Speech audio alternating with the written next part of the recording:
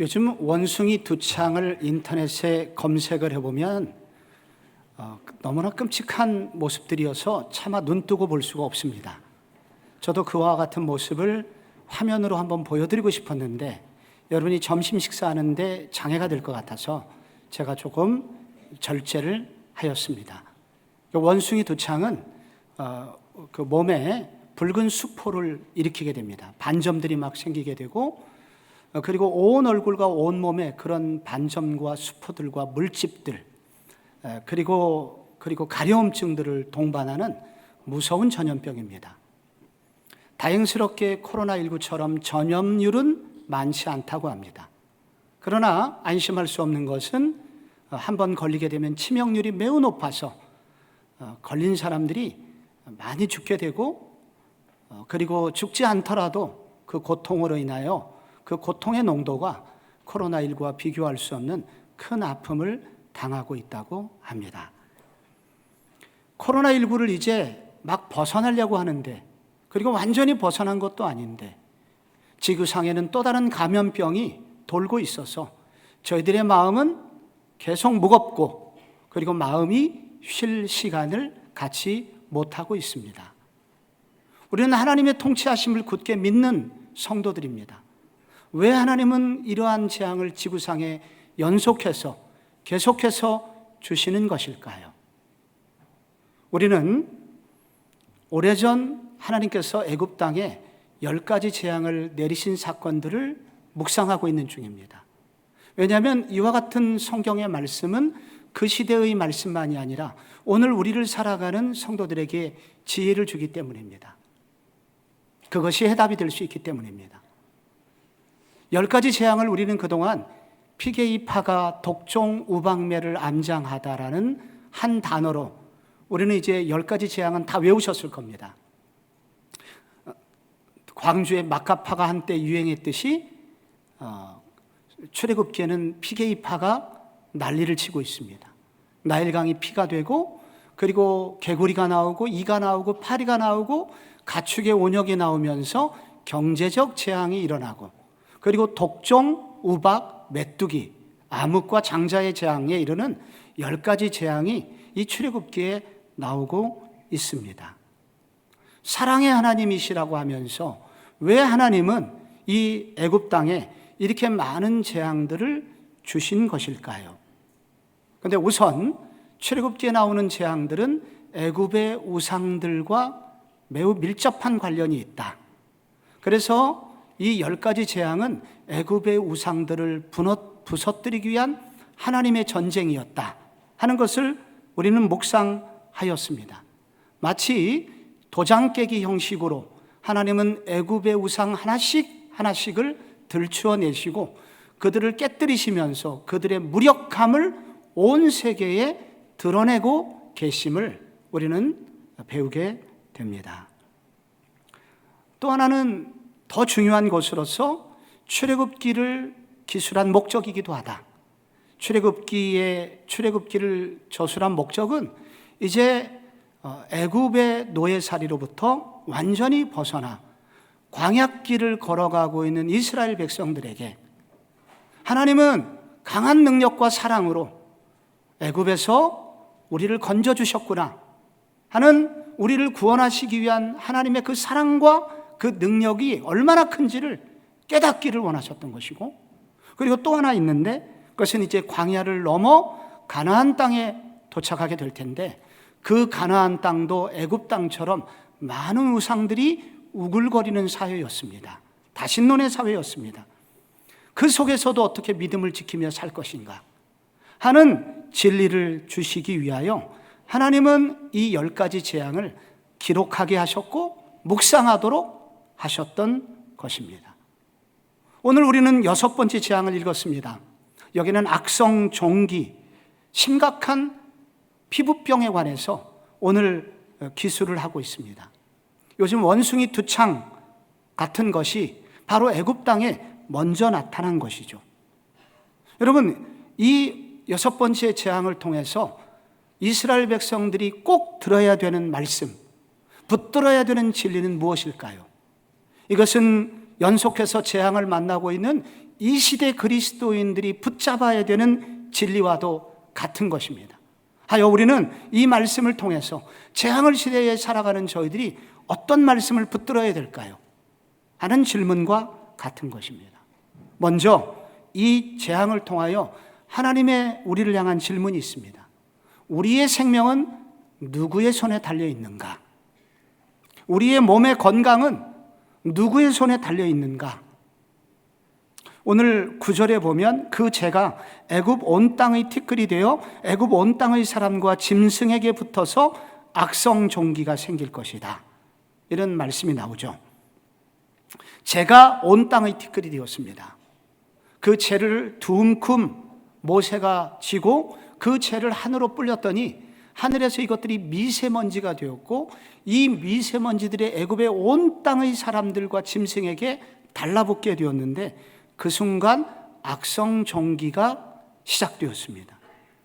악성 종기라는 이 단어, 히브리어 쉐인 아바부아라는 이 단어는 불에 데인 흔적, 불에 데인 상처를 원래는 의미하였습니다.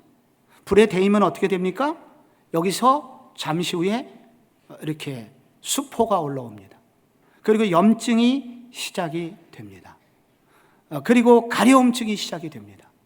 긁게 되면 이 수포는 더 넓어집니다. 상처는 온몸에 번지게 되죠. 그래서 마땅한 치료제가 없었기 때문에 이것이 소위 악성 피부병이 되었고, 이 단어는 얼마나 심각하냐면 레위기에는 같은 단어가 나병으로 쓰였습니다. 나중에 히스기야 왕이 죽을 병에 걸렸다는 그 병이 이 단어입니다. 이전에 네 번째, 다섯 번째 재앙까지 개구리가 더럽고 그리고 파리가 좀 지저분하긴 했어도 이것이 애굽인들에게 생명에는 지장이 없었습니다. 그러나 이 여섯 번째 재앙부터는 이 심각한 피부병은 사람들의 목숨을 앗아가기 시작했습니다. 이것은 대단히 심각한 재앙이었던 것입니다. 이 피부병이 얼마나 무서운지는 우리 월남전을 참전했던 고엽제 때문에 고통당했던 분들의 얘기를 통해서 우리는 좀 짐작을 할 수가 있습니다. 월남전은 그 밀림이 많았고, 그리고 베트공들을 제압하기 위해서 이제 한국군들이 거기다가 제초제를 밀림에 뿌리게 됩니다. 처음에는 괜찮았었는데 고국에 돌아온 장병들의 몸에 이상한 반점이 생기기 시작했습니다. 너무 가려웠고, 그리고 심지어 그것이 살을 썩게 만들었고, 이것은 정신적인 고통을 야기하였습니다. 그래서 고엽제 때문에 고통을 당한 그 장병들이 그 데모를 하게 된 것입니다. 그렇게 무서운 것이 피부병입니다. 아토피나 피부 트러블로 고통을 당해보신 분들, 이것이 얼마나 고통스러운지 우리는 좀 들어서 알게 됩니다. 심각한 경우를 가진 그 질병의 환우들이 우리 교우들 중에도 있는데 그분들의 얘기를 들어보면 죽고 싶을 정도로 아프다고 합니다. 여기 애굽 땅에 일어났던 이 악성 종기는 적당한 피부병이 아니었습니다. 그래서 악성 피부병이었기 때문에 그들을 죽음으로 몰아가고 있었던 것입니다. 애굽인들은 당시 세계의 최강대국 시민들이었습니다. 그래서 그들의 삶의 질은 매우 높았습니다. 그러니 건강에 대하여 그들은 많은 투자를 하였고 좋은 것들은 골라서 먹었습니다. 나중에 광야 이스라엘 백성들이 불평한 내용이 민수기 11장에 나오거든요. 우리가 애굽에 있을 때 비록 우리가 노예였지만은 먹을 것은 풍성히 먹었다면서 했던 고백이 있었죠.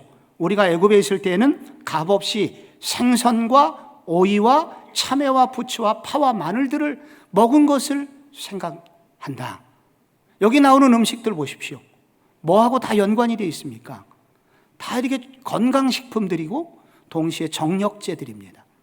그래서 애굽인들은 웰빙 음식을 먹을 정도로 건강에 매우 신경을 썼습니다.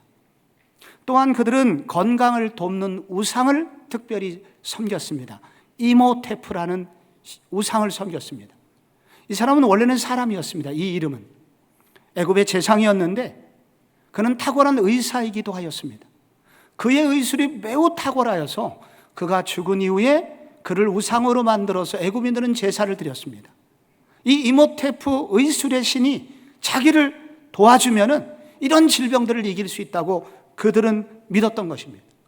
그러나 악성 피부병이 일어났을 때 그들이 아무리 제사를 지내도 아무리 우상에게 빌어도 효과가 일어나지를 않았습니다. 애굽인들은 이 목숨의 위험 앞에서 처음으로 생각하게 됩니다. 나의 목숨은 누구 때문에 유지되는 것인가? 나의 생명의 주권은 누구인가? 나의 건강은 과연 누가 지켜주는 것인가? 애굽인들은 처음 생각하게 된 것입니다. 그리고 이러한 성경의 선언을 통하여 온 지구에 있는 사람들에게 하나님의 질문이기도 합니다. 너희들의 생명의 주인은 누구냐? 너희들의 건강, 너희들의 목숨은 누구에게 달려있는 줄 아느냐? 이 질문을 주님은 하고 계신 것입니다. 이스라엘 백성들이 가나안 땅에 들어갔습니다. 그 이후에 그들은 그들의 경제적인 부유함을 얻기 위해서 바알신을 숨겼죠. 그렇게 숭배하였습니다. 그런데 솔로몬 시대의 나라가 두 개로 나누어졌고 북이스라엘과 남유다가 생겼습니다. 그런데 열왕기하에 보면은 여기에 여러 왕들이 병에 걸리게 됩니다. 그 병에 걸렸던 왕들에 관한 이야기가 많이 나옵니다. 특히 열왕기하 1장에는 북이스라엘의 7번째 왕 아합이라는 왕이 있었습니다. 그 아합 왕의 부인이 더 유명해요. 이세벨. 바알 숭배를 전국화시켰던 아주 악질적인 왕이요 왕비였죠. 그 아들이 아하시아인데 아하시아가 병에 걸렸습니다. 그러나 이스라엘 땅에는 그를 고칠 만한 의사가 없었습니다. 약이 없었습니다. 그런데 소문을 듣자 하니 이 옆에 나라 블레셋에는 바알의 또 다른 그 유형인 바알세붑이라고 하는 신 우상이 어떤 병이든지 고칠 수 있다는 소문을 듣게 됩니다. 그래서 그에게 사신을 보내는데 그 사신을 엘리야 선지자가 길에서 만나서 꾸짖는 장면이 나옵니다. 열왕기하 1장 3절에 그에게 이르기를 이스라엘에 하나님이 없어서 너희가 에그론의 신 바알세붑에게 물으러 가느냐?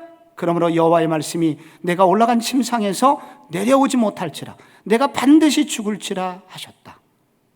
그리고 얼마 후에 아하시아가 죽게 됩니다. 대조적으로 남유다에는 히스기야라는 왕이 죽을 병에 걸리게 됩니다. 그는 세상의 소망을 다 내려놓고 벽을 바라봅니다. 오직 한 분만을 그는 의식합니다. 그리고 기도를 드리죠. 그 기도의 긴 기도가 이사야 38장에 기록되어 있습니다. 그 기도의 마지막 기도 제목이 이것입니다. 여호와께서 나를 구원하시리니 우리가 종신토록 여호와의 전에서 수금으로 나의 노래를 노래하리로다. 하나님 제게 한 번만 더 기회를 주신다면 제 인생은 주님을 위해서 살겠습니다. 평생 수금으로 노래하며 찬양하며 예배하는 삶을 살겠습니다. 나는 예배자로 살겠습니다. 결국 하나님은 그에게 기회를 주시죠. 그래서 그는 15년 생명을 더 연장받습니다. 하나님은 이 열왕기의 사건들을 통해서 다시 한번 가나안 땅에 살고 있는 이스라엘 백성들에게 질문을 하고 있는 것입니다. 너희들의 생명의 주권이 누구에게 달려있느냐? 너희들의 건강은 누구에게 달려있느냐? 이것을 질문하고 계신 것입니다. 너희들 내 생명은 여호와의 손에 달려있습니다 라는 믿음을 가지라고 촉구하고 계신 것입니다. 그런데 이런 믿음이 있으려면 내가 살아야 하는 목적, 내가 건강해야 되는 목적이 분명해야 된다는 것입니다. 히스기야가 나의 삶의 목적은 하나님을 예배하는 데 있다고 그렇게 분명히 했던 것처럼 우리의 삶의 목적이 분명해야 된다 말하고 있습니다. 건강, 성도들에게 있어서 이건 신자나 비신자나 마찬가지로 모두에게 가장 소중한 것입니다. 건강 잃어버리면 모든 것을 잃어버린다. 우리도 그렇게 생각합니다. 그러나 성도들에게는 세상 사람과 다른 건강에 관한 개념이 있어야 합니다. 성도들은 적어도 건강이 우상이 되어서는 안 됩니다. 우상은 무엇일까요? 한 번 더 말씀드립니다. 어거스틴은 말하기를 우상은 순서가 바뀐 사랑이다.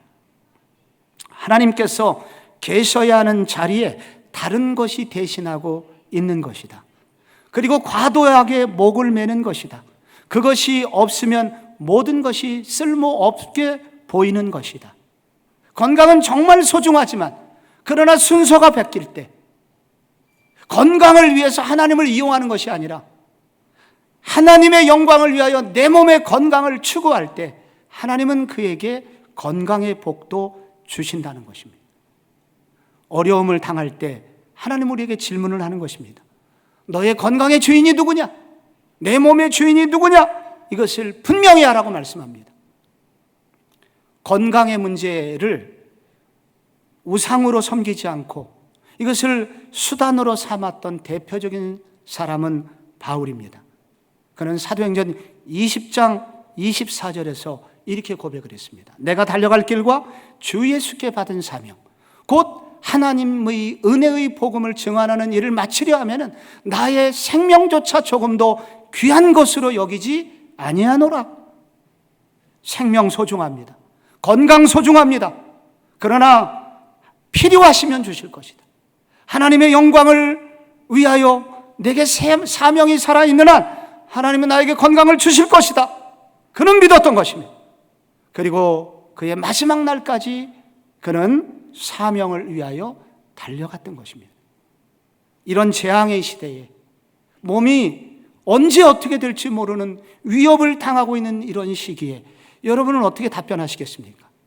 여러분의 건강의 주인은 누구십니까? 하나님 제게 건강을 주십시오. 하나님이 물으실 때 왜 네가 건강해야 되느냐? 이렇게 물을 때 여러분의 건강의 목적은 무엇입니까? 건강은 여러분에게 몇 번째 순위십니까?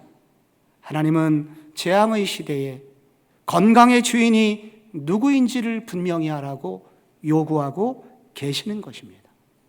둘째, 이 재앙의 시대에 이 악성 피부병이 발발하고 있는 이런 사건을 통해서 성도들이 꼭 붙들어야 되는 두 번째 진리가 있습니다.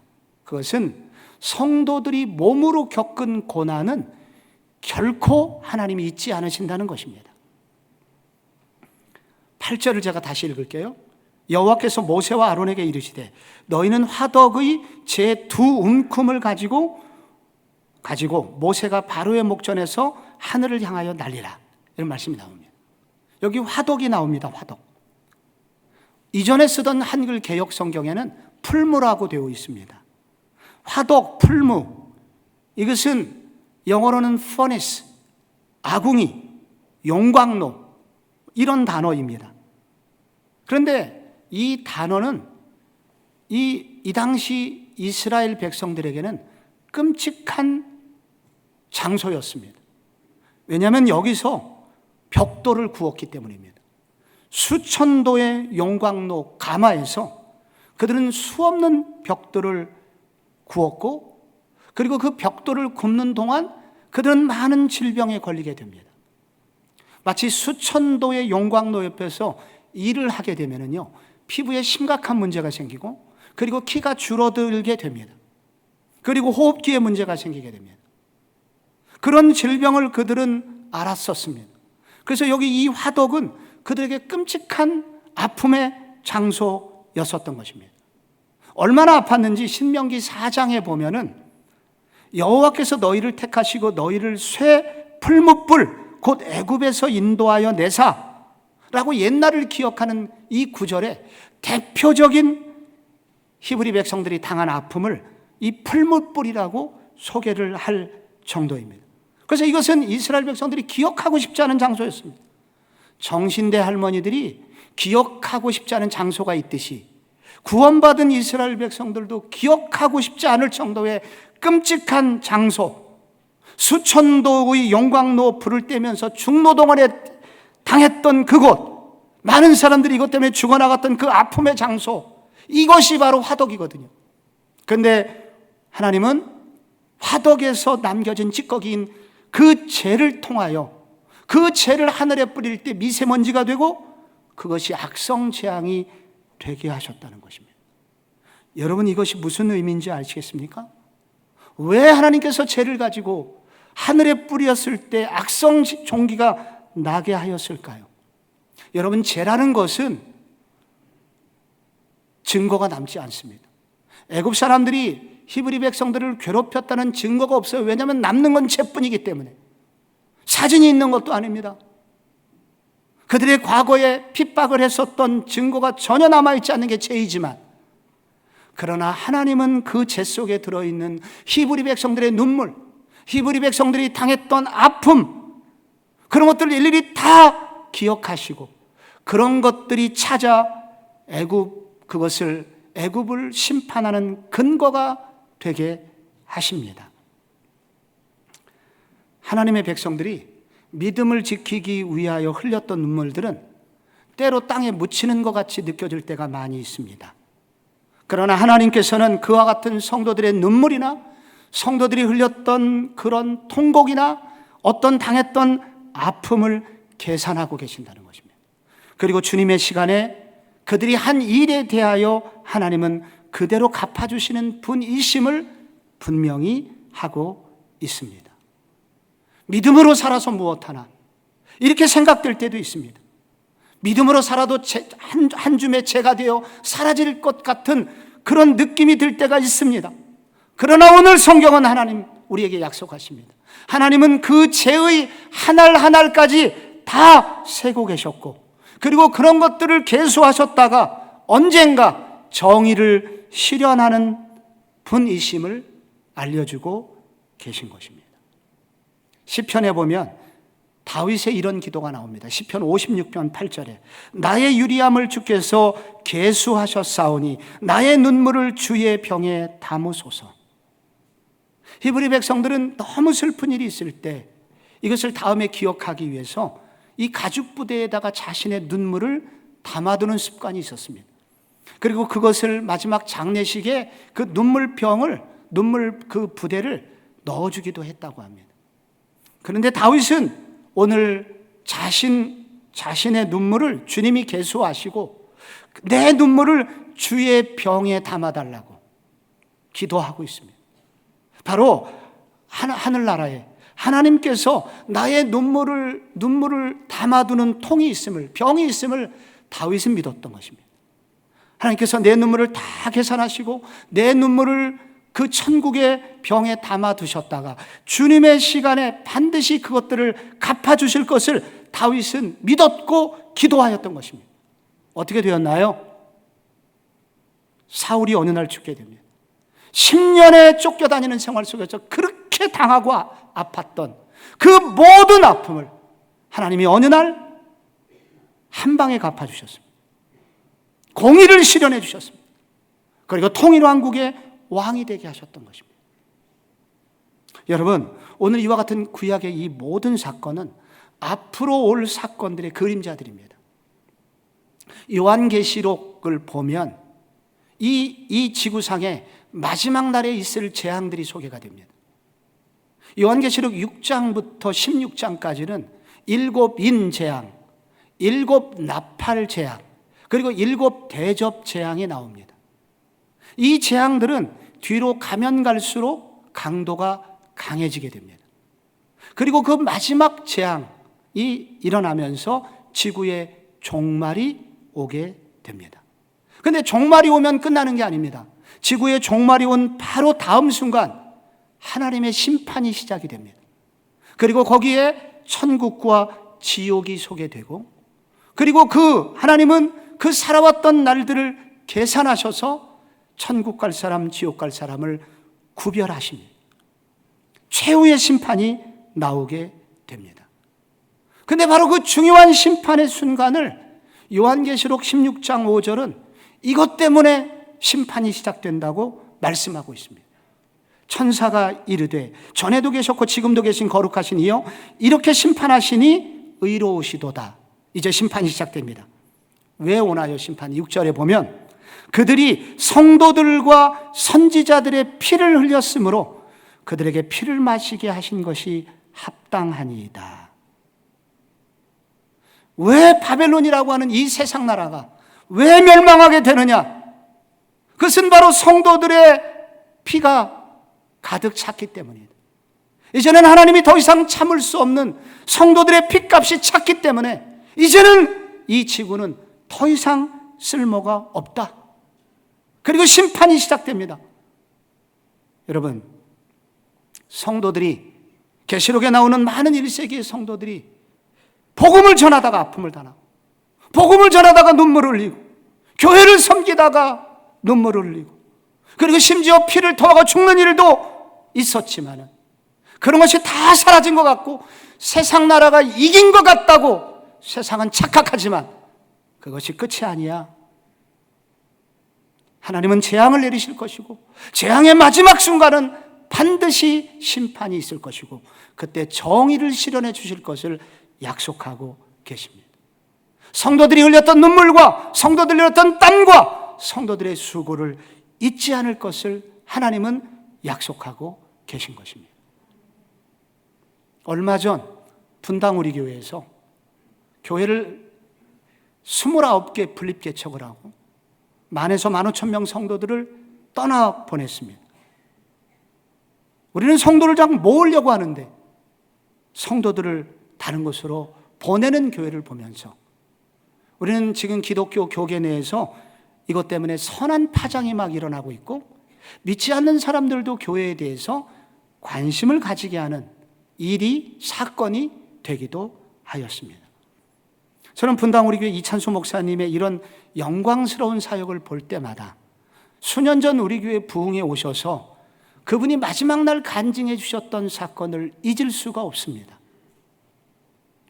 이분이 분당 우리 교회를 개척하고 만 2년도 안 됐는데 수천 명이 되는 성도로 교회가 갑자기 급성장을 했습니다. 그분 스스로 고백하기를 자기도 이상하다. 이거는 내 능력이 아니다. 왜 그러냐면은 매주 한꺼번에 온 것도 아니고 매주 50명씩 마치 어디 유명한 예매하기 위해서 어떤 장소 가려면 대기번호를 받듯이 매주 하나님은 대기번호를 받는 50명씩을 쉬지 않고 개척 2년 동안 매주 보내주셨다는 거예요. 그런데 신기하게도 명절이 끼면 한 주 쉬었다가 그 다음 주에는 100명이 왔다고 합니다. 그래서 어떻게 이런 일이 있나?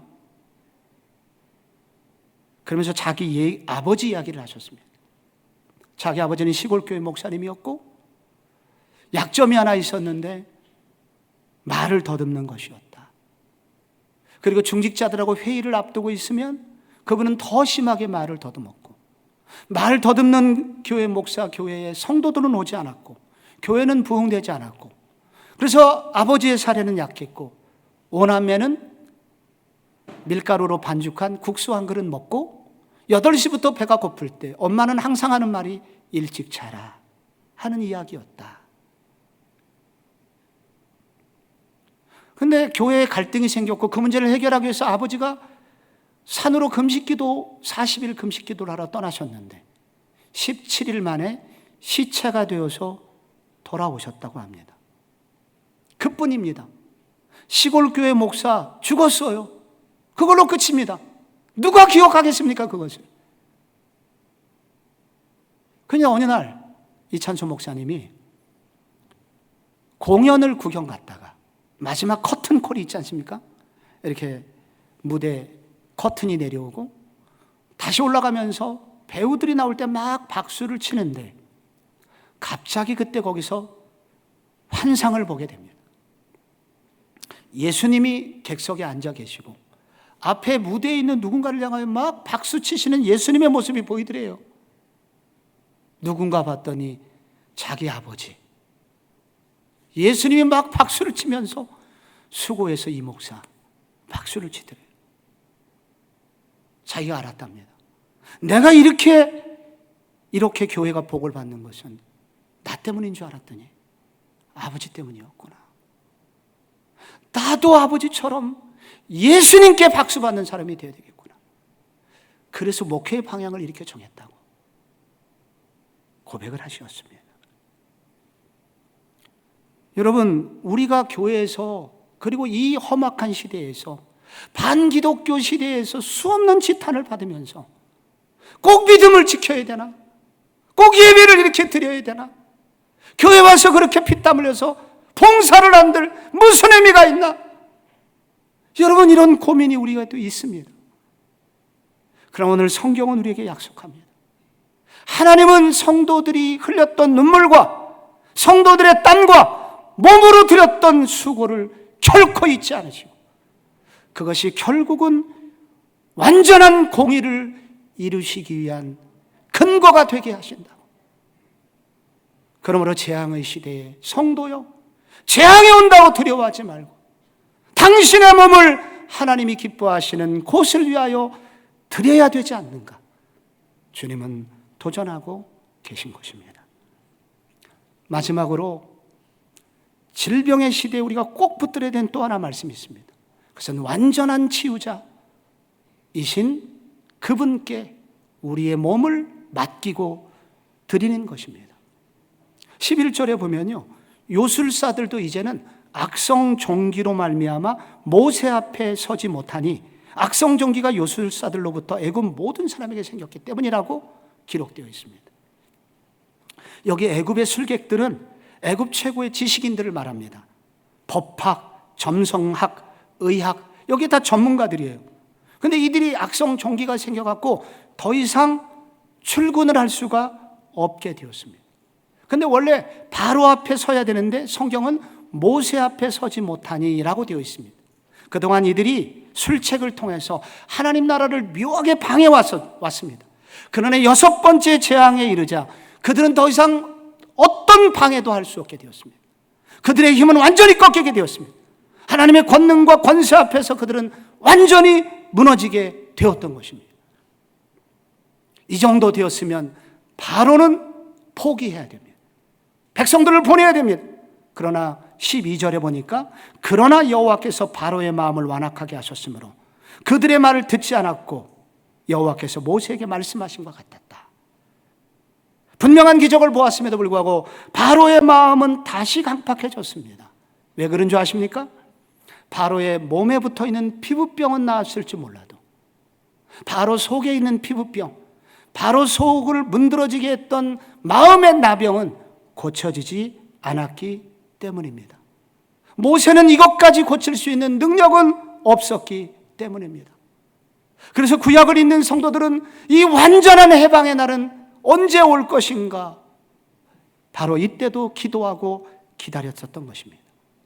여러분, 누가 마음의 피부병까지 고칠 수 있을까요? 마가복음 1장에 그분이 나옵니다.